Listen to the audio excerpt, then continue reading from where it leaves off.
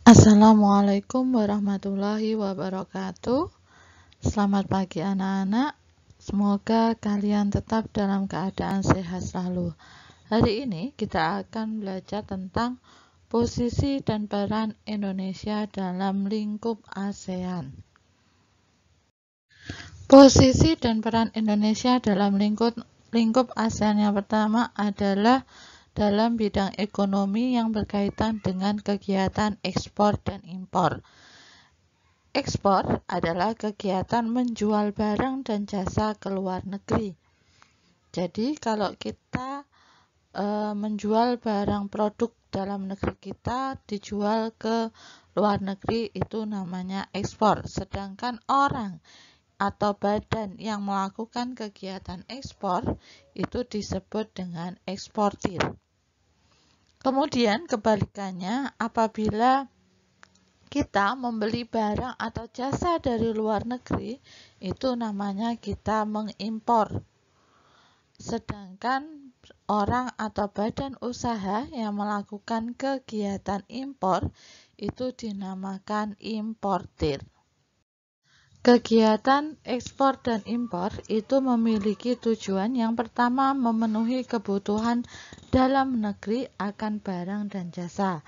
Jadi sebuah negara itu tidak bisa menghasilkan barang atau jasa semuanya, sehingga membutuhkan negara lain untuk memenuhi kebutuhan dalam negerinya. Di Indonesia juga begitu. Ketika kita membuat alat elektronik, kita memerlukan bahan-bahan pendukung elektronik lainnya yang kita impor dari Malaysia, Singapura, dan Cina.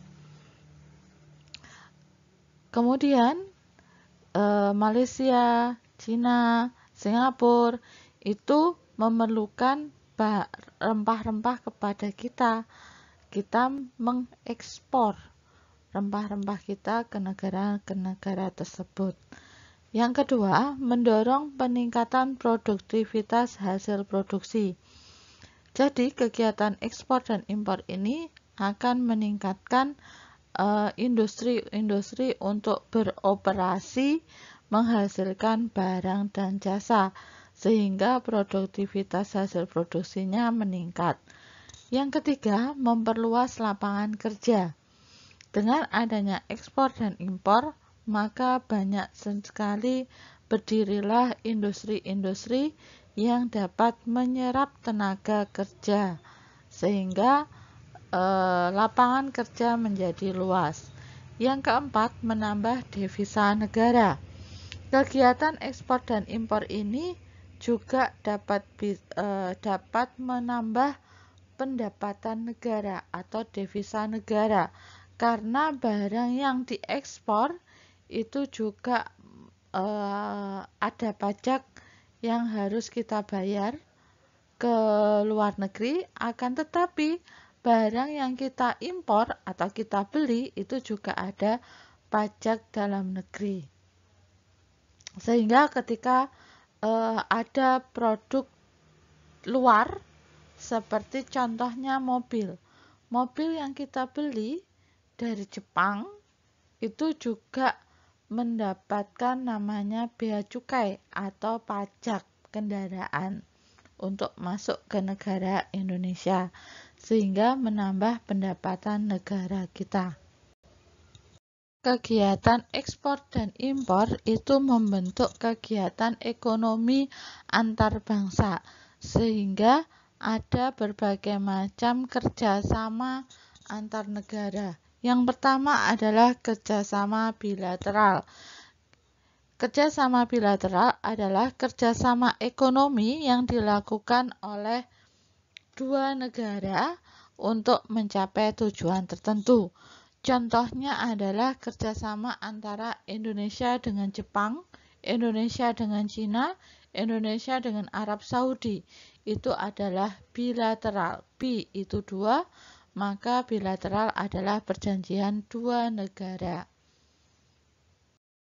Kerjasama yang kedua adalah kerjasama regional.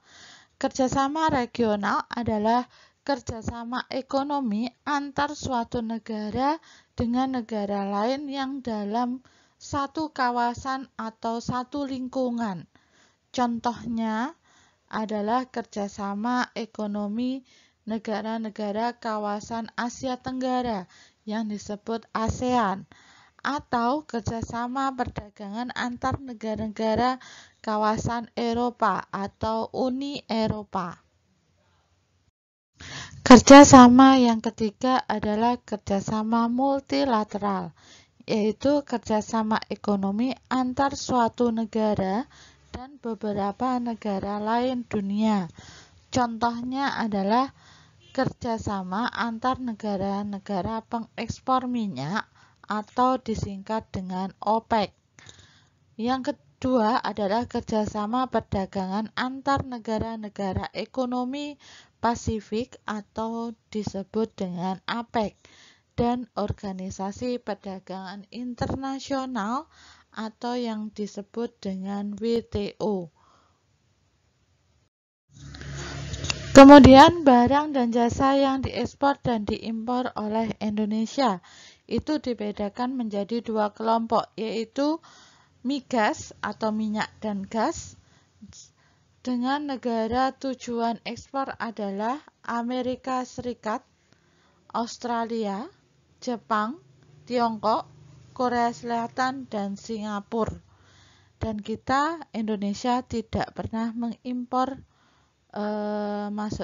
mengimpor minyak dan gas mentah. Yang kedua adalah ekspor non-migas atau selain minyak dan gas. Hasil pertanian seperti teh, tembakau, lada, rotan, kopi, dan coklat. Ini adalah barang-barang yang diekspor ke luar negeri. Kemudian untuk sektor industri ada kayu lapis, timah, aluminium, kain tenun, kopra, minyak sawit, dan lain-lain. Kemudian hasil tambang, biji tembaga, biji besi, bauksit, batu bara, belerang, dan lain-lain.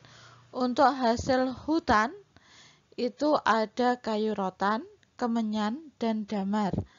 Untuk hasil lautnya adalah ikan, udang, dan berbagai jenis kerang. Selain barang dan jasa, selain barang migas dan non-migas, kita juga mengekspor jasa, yaitu mengirim tenaga kerja ke luar negeri. Contohnya di bidang pembantu rumah tangga, sopir, perawat, tenaga perkebunan, tenaga bangunan, dan tenaga ahli yang banyak bekerja di Malaysia, Singapura, Hong Kong, Selandia Baru, Korea Selatan, Jepang, dan lain-lain. Demikianlah penjelasan dari saya tentang ekspor dan impor yang dilakukan Indonesia ke luar negeri. Semoga bermanfaat. Untuk lebih jelasnya kalian baca lagi dari halaman IPS halaman 63 sampai halaman 67. Demikianlah. Wassalamualaikum warahmatullahi wabarakatuh.